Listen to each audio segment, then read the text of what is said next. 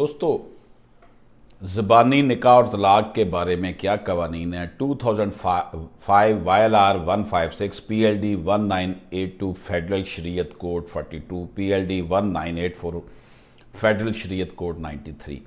یہ ضروری نہیں کہ نکاح رجسٹرڈ کروایا جائے۔ اگر لڑکا لڑکی دونوں اقرار کریں کہ وہ میاں بیوی ہیں تو دونوں میاں بیوی ہی تصور ہوں گے۔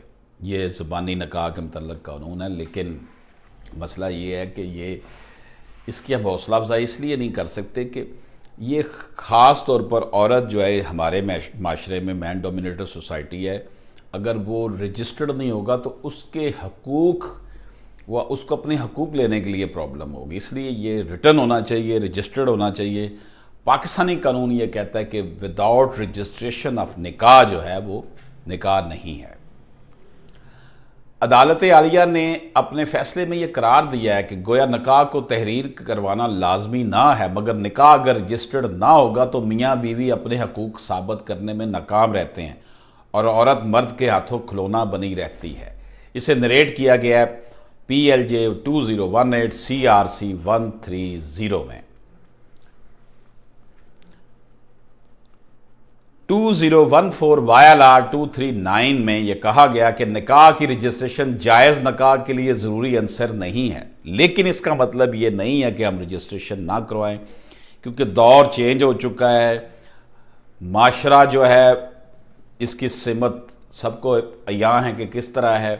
وداؤٹ رجسٹریشن آف نکاح شناختی کارڈ بنوانا، بچوں کے برتھ سرٹیفکیٹ بنانا، بچوں کے وے فارم بنانا بڑا مشکل ہوتا ہے۔ اس لیے ویسے تو ضروری نہیں ہے، لیکن حالات و واقعات یہ ثابت کرتے ہیں کہ یہ ضروری ہے۔ PLJ 2018 CR cases 130 double bench DB۔ نکاح نامے کو وہی اہمیت حاصل ہوتی ہے جو ایک تحریری نکاح کو حاصل ہے، کیونکہ تحریری نکاح نامہ صرف ایک دستاویز ہے جس کا مقصد شادی سے پہلے میاں بیوی کے حقوق و فرائض کو تعین کرنا ہے۔ نان و نفقہ، مہر، گواہان کی تفصیل سے لے کر طلاق تفویض تک ان سب امور کی تفصیل نکاح نامہ میں درج ہوتی ہے۔ یہ ایک بیسیکلی کانٹریکٹ ہے، سوشل کانٹریکٹ ہے، اس لیے اس کا ہونا میں سمجھتا ہوں ضروری ہے۔